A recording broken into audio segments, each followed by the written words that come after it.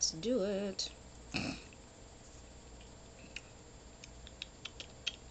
Awesome, awesome. I think I am here. Let's enlarge this page so I can see. All right. So, hello, everybody. Valerie Lewis right here coming to you live from the suburbs of Washington, D.C. And today we are wrapping it up with The Science of Getting Rich by Wallace D. Wattles. And we're going into chapter 17, which is the summary of The Science of Getting Rich. Now, hopefully you didn't cheat and watch this chapter first so you don't have to read the other chapters, okay? Shame, who did that? But this basically summarizes everything, wraps it all up in a nice little nutshell with a pretty little bow on top, so that you really grasp the understanding of this. I highly recommend that you print this final chapter out, because it's really just a little over a page, depending on how it's modified in your particular ebook. But you can print this out and post this somewhere so that you can have this become your mantra on a daily basis. Okay, that's definitely something I'm going to do. All right, so we've been through so much together, you guys. It's been, what, 16, 17, 18 days of linking up, joining together to talk about this book. So hopefully at this point you've definitely gotten a lot of value from it. All right, so let's see here. Uh-oh. What just happened? I think I accidentally closed something.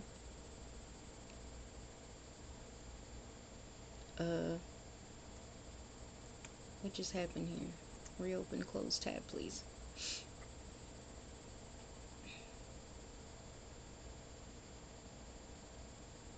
Am I still streaming? Am I still live? I don't know what happened. It closed my tab. I closed my tab, I guess.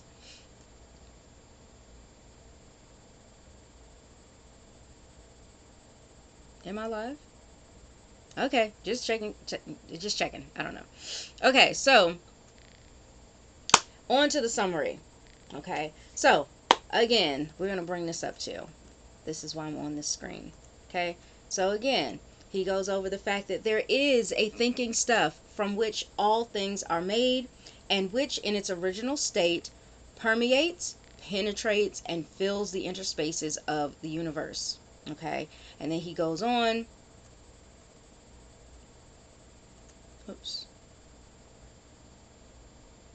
Come on. He goes on to say that a thought in this substance produces the thing that is imaged by the thought. Right? So we know that part. Then we also know man can form things in his thought, and by impressing his thought upon the formless substance, can cause the thing that he thinks about to be created.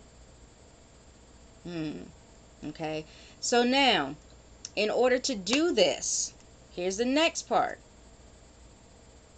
In order to do this and make this happen, man must pass from the competitive to the creative. Right? Hold on. I just lost something. Yeah, in order to do this, man must pass from the I can read, you guys. Man must pass from the competitive to the creative mind. Otherwise, he cannot be in harmony with the formless intelligence, which is always creative and is never competitive in spirit. Like, who does God have to compete with? Like, for real, like, are y'all serious? You know what I'm saying? So, you need to think of yourself that same way. Who do you really need to compete with? You're you. You don't need to compete with anybody else to be you. Right? Also, he goes on to say, man may come into full harmony with the formless substance by entertaining a lively and a sincere gratitude for the blessings that it bestows upon him. Gratitude unifies the mind of man with the intelligent substance, so that man's thoughts are received by the formless. Man can remain upon the creative plane only by uniting himself with the formless intelligence through a deep and continuous feeling of gratitude. Definitely very important. Okay, So then,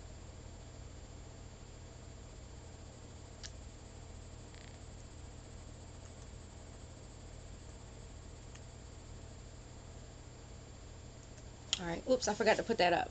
So I'll say it again. All right.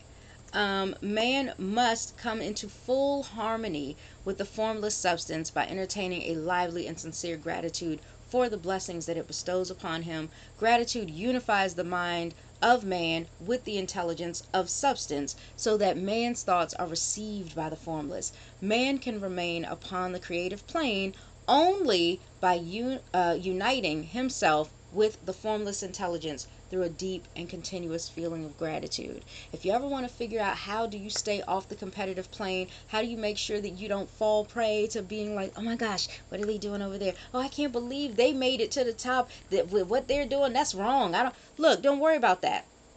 Like we talked about earlier, easy come, easy go. Okay, so if people built their riches on the competitive plane, on a deceptive plane, on having to manipulate people and stuff like that, don't worry, it ain't gonna last long. But if you want lasting success, you need to focus on you. You need to stay in your lane, right? Mow your lawn and stop looking at that grass on the other side, right? Like, just focus on that and focus on your connection with that intelligent substance, right? Um, let's see. What else do we have here? Okay, so now moving on. Okay, so man must form a clear and definite mental image of the things he wishes to have, to do, and to become, right? And he must hold this mental image in his thoughts while being deeply grateful to the Supreme that all his desires are granted to him. The man who wishes to get rich must spend his leisure hours contemplating his vision and in earnest thanksgiving that the reality is being given to him. Too much stress cannot be laid on the importance of frequent contemplation of the mental image, coupled with unwavering faith, right, and devout gratitude. This is the process by which the impression is given to the formless and the creative forces are set in motion.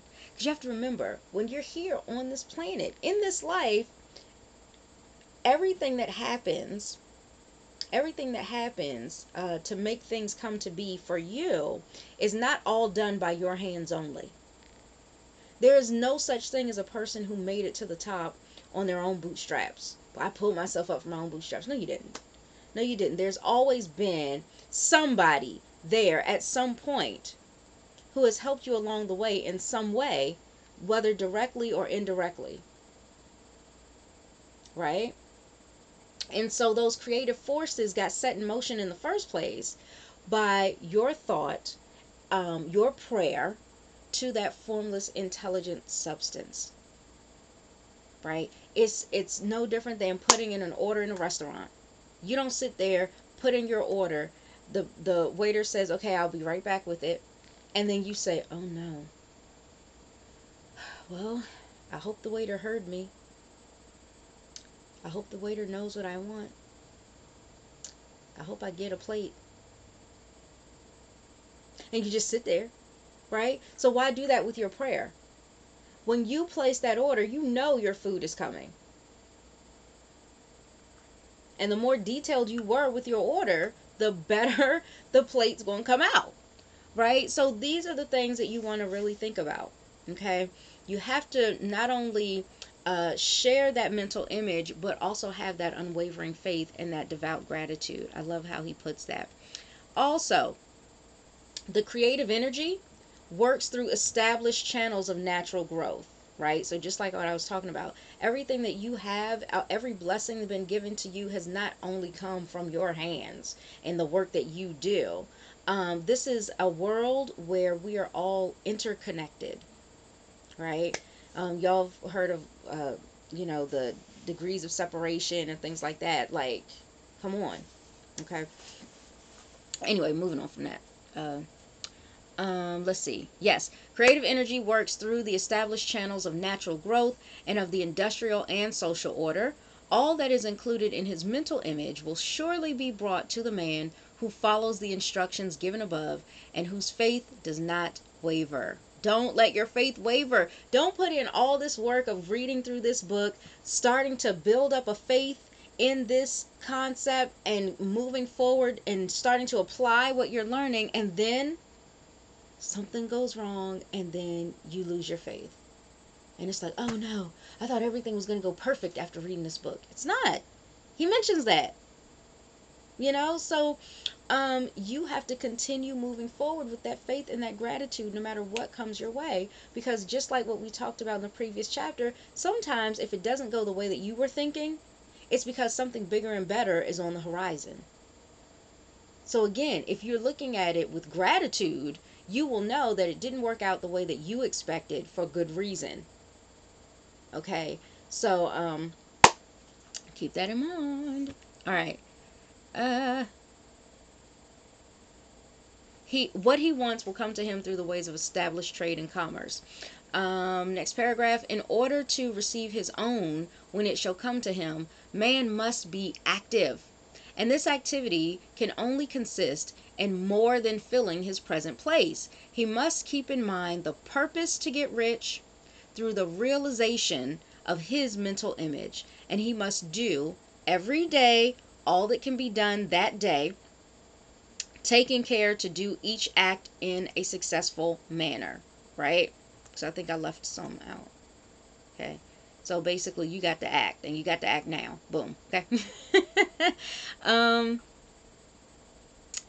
He must give to every man in a use value, right? I'm sorry. He must give to every man a use value that is in excess of the cash value that he receives, so that each transaction makes for more life. And he must so hold to the advancing thought that the impression of increase will be communicated to all with whom he comes in contact.